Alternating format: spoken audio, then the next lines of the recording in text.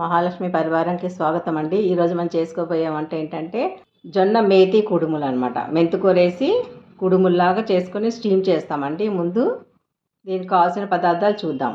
మెంతికూర ఒక పెద్ద కట్ట, ఒక కప్పు జొన్న పిండి, దానికి కావాల్సిన ఉప్పు, తగినంత ఉప్పు, వెల్లుల్లి, కొంచెం పచ్చిమిర్చి పేస్ట్ చేసుకోవాలి.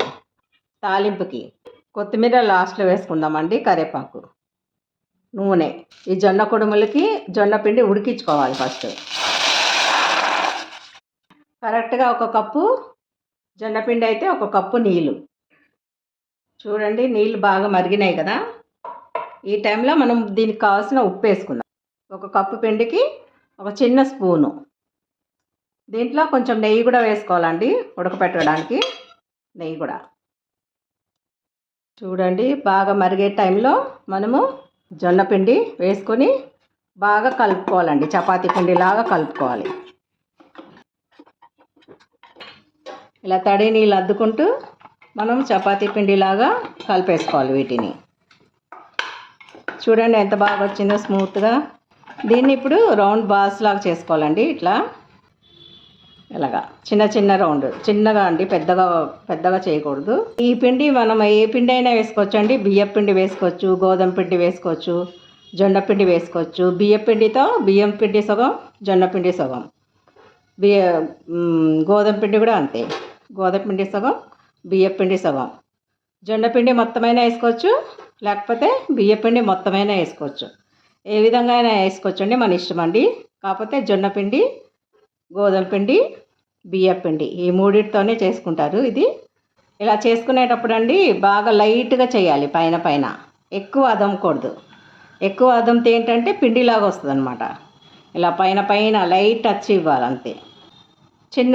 ఎంత చిన్నగా చేసుకుంటే అంత బాగుంటాయండి. ఇవి పెట్టుకున్నాం చూడండి, ఇడ్లీ పాత్రలో స్టీమింగ్ పెట్టుకున్నాం కదా. ఇట్లా వీటిని ఒక 10 నిమిషాల దాకా స్టీమ్ చేసుకోవాలి. మనం ఇడ్లీ ఎట్లయితే చేసుకుంటామో అలాగా. అవి స్టీమ్ అవుతూ ఉంటాయి కదా. ఒక పక్కనేమో మనం దీనికి తాలింపు వేసుకుందామండి. బాణ పెట్టుకొని ఆయిల్ వేసుకుందామండి. ఆయిల్ వేసుకొని తాలింపు దినుసులు వేసుకుందాం. మినపప్పు, కొంచెం మినపప్పు ఎక్కువ వేసుకోవాలండి. నేనైతే పొట్టి మినపప్పు వేస్తున్నాను. మీరు మామూలు మినపప్పు అయినా వేసుకోవచ్చండి. బద్ద మినపప్పు వేసుకోండి, కొంచెం ఎక్కువ వేసుకోండి. కరివేపాకు వేసుకుందామండి. ఈ పచ్చిమిరపకాయలు, వెల్లుల్లిపాయ ఉంది కదా, 5-6 పచ్చిమిరపకాయలు, వెల్లుల్లి గ్రైండ్ చేస్తాను. దీన్ని తాలింపు వేసుకుంటాం. దీనికి కావాల్సిన తగినంత ఉప్పు వేసుకుందాం. ఆ జొన్న కుడుముల్లో కూడా ఉప్పు వేసుకున్నాం కదా, దీంట్లో కూడా తక్కువ వేసుకోవాలి. కావాలంటే తర్వాత వేసుకోవచ్చు. ఇప్పుడు కట్ చేసి పెట్టుకున్న మెంతికూర వేసుకుందాం. చూడండి, బాగా మగ్గిపోయింది కదా. ఇప్పుడు మనము ఒక 5 నిమిషాల పాటు ఉడికించుకున్నాం కదండి స్టీమ్లో. ఉండ్రాలన్నీ దీంట్లో వేసుకుందాం. ఒక నిమిషము మగ్గించుకుందామండి. మూత పెట్టుకొని. అంతా అయిపోయింది కదండి. నిమ్మరసం వేసుకుందాం. నిమ్మరసం చల్లుకుందాం. ఆపేద్దాము. కొంచెం పల్లిపొడి వేసుకుందామండి, కొంచెం. ఈ జొన్న కుడుములు చాలా మంచిదండి ఆరోగ్యానికి. మెంతికూర షుగర్ పేషెంట్స్కి, ఏవైనా షుగర్స్, బీపీలు ఉన్న వాళ్ళకి ఈవినింగ్ స్నాక్గా చాలా బాగుంటుందండి. పెద్దవాళ్ళకి కానీ చిన్నపిల్లలకి కానీ ఒక్కసారి ట్రై చేసి చూడండి ఈ పద్ధతిలో. కొత్తిమీర వేసుకుందామండి లాస్ట్కి. ఇంతేనండి, చాలా సింపుల్గా కొద్దిపాటి ఇంగ్రీడియంట్స్ తోటి స్టీమ్తో ఉడికిచ్చిందండి ఇది.